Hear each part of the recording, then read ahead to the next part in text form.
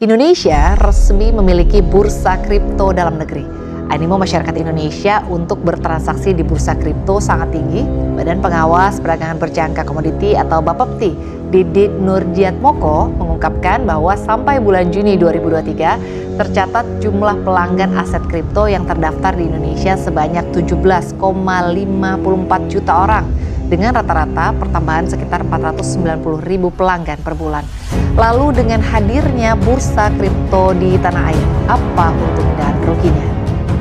Untuk membahas hal ini, kita sudah bersama dengan Direktur Utama PT Bursa Komoditi Nusantara atau Commodity Future Exchange, Bapak Subani. Selamat malam, Pak Subani. Selamat malam, Mbak Sinta. Bagaimana kabarnya, Pak? Baik. Terima kasih sudah hadir di studio CNBC Indonesia, Pak. Terima kasih. Menarik ya, Pak, jika kita membahas mengenai kripto ini seolah memang tidak ada habisnya. Mulai kita lihat dari harganya yang cukup volatile, gitu ya, regulasinya juga. Tapi mengenai bursa sendiri, Pak, sebetulnya bagaimana bursa atau pasar melihat begitu ya bursa ini hadir di Indonesia, dan sebetulnya apa manfaatnya juga bagi sebuah negara kehadiran dari bursa? Ya, memang luar biasa dengan kehadiran bursa ini, responnya sangat positif, terutama bagi para investor juga. Ini merupakan ada suatu kejelasan dalam industri kripto di Indonesia. Untuk para yang sekarang masih menjadi calon pedagang fisik aset kripto atau disebut CPFAK, itu akan menjadi jelas karena sudah tidak menjadi calon lagi, tapi harus melalui proses tertentu. Itulah gunanya bursa. Dengan adanya bursa memungkinkan untuk mereka menjadi mendapatkan izin resmi menjadi pedagang. Dan bagi negara kita ini sangat bagus karena akan terlihat baik itu dari pasar global juga dengan investor lokal, semuanya sudah teregulasi dengan baik. Dan inilah bukti kehadiran pemerintah di masyarakat. Jadi memang kami tugas bursa akan mengawal kebijakan-kebijakan dari regulator dalam pasar kripto.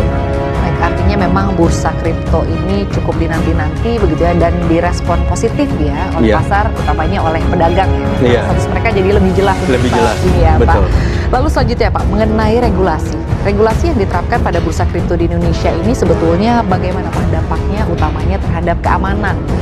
Oke, jadi memang perangkat regulasi ini sudah ada dari Bapepti pun sudah mengeluarkan peraturan-peraturan bagaimana agar supaya iklim investasi khususnya di kripto ini bisa menjadi aman. Dan dimulai dengan adanya bursa. Bursa itu ada fungsi pengawasan. Jadi dengan ini bursa harus bisa mengawasi semua transaksi yang ada pada para pedagang, sehingga semua yang menjadi transaksi di pedagang ini dilaporkan ke bursa, dan pihak regulator dalam hal ini Bapepti juga bisa mempunyai akses untuk mengetahui data-data transaksi ini, sehingga semuanya transparan. Itu yang memang diharapkan oleh pemerintah agar bursa bisa berfungsi sebagai pengawasan, juga untuk mengembangkan ke depannya agar bisa keep up dengan teknologi yang ada. Jadi teknologi terus akan berkembang, apalagi dunia kripto, sehingga bursa ini harus selalu up to date untuk perkembangan teknologinya dan sistemnya. Baik, jadi lebih transparan dan juga lebih aman, bukan hanya bagi pedagang, tapi juga bagi investor yang mau bermain di dunia kripto ini ya, Pak Bani ya.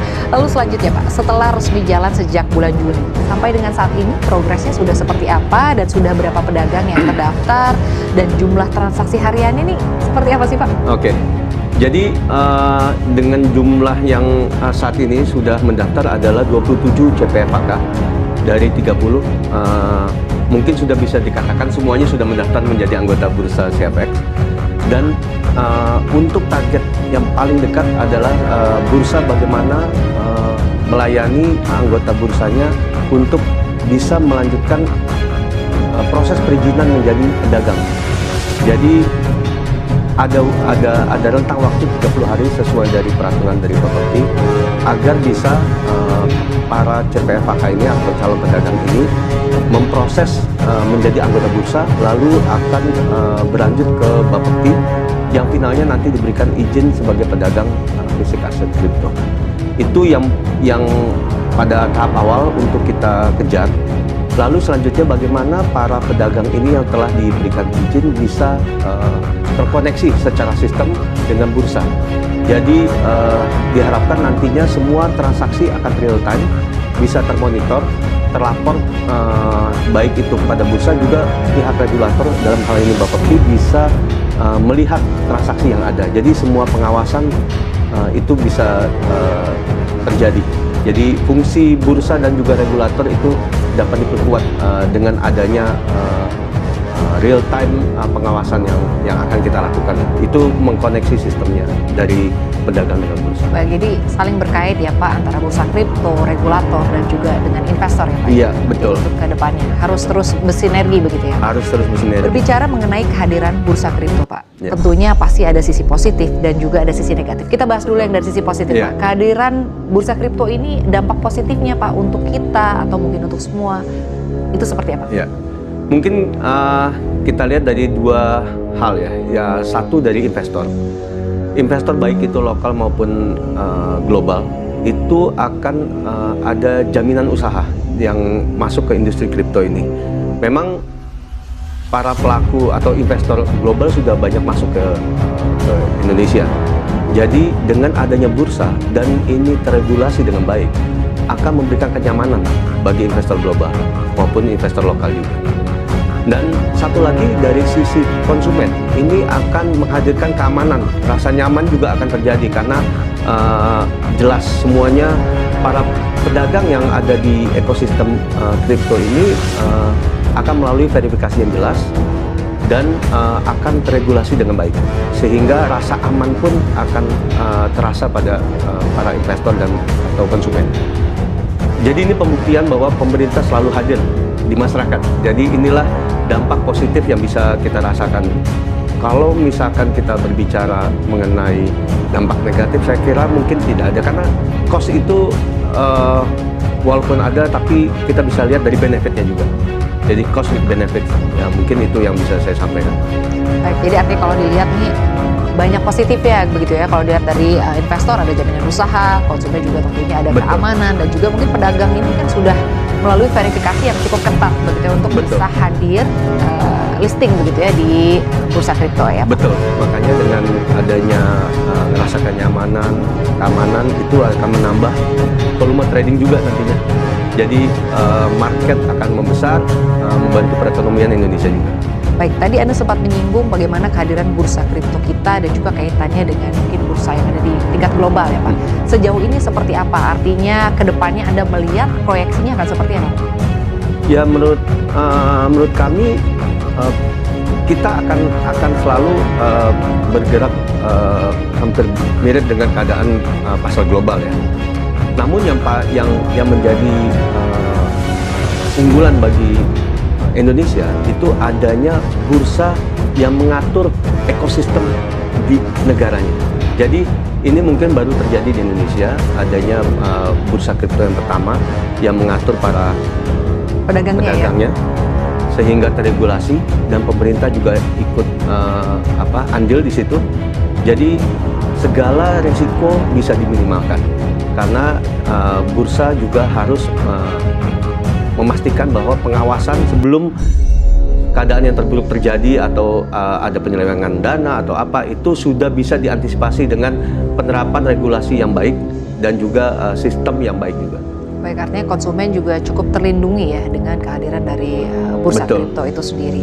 Lalu kalau dilihat Pak, bagaimana sebetulnya bursa kripto dapat mempengaruhi sektor keuangan yang konvensional ya, khususnya Iya. di Indonesia seperti misalnya Iya. perbankan dan juga pasar saham Pak? Ya, jadi memang bursa kripto ini akan menjadi alternatif selain dari, maksudnya pasar kripto ya, akan menjadi alternatif selain dari pasar saham atau perbankan konvensional. Jadi kalau kita melihat dari market yang ada itu lebih dari 50%. Kalau kita lihat totalnya kan ada lebih dari 17 juta investor atau user di crypto market. Itu lebih dari setengahnya adalah generasi milenial dan generasi Z. Jadi untuk market di rentang umur tersebut, itu pilihan untuk aset kripto ini menjadi yang favorit. Menarik. Mungkin bisa didasari oleh karena sangat erat hubungannya dengan teknologi, dan kripto ini sangat tren. Ya. Sangat lagi ngetren sekali, apalagi secara global juga dunia kripto ini juga sangat diminati. Jadi ini merupakan alternatif investasi dari apa yang sudah ada, dan itu cukup baik lah untuk diversifikasi portfolio.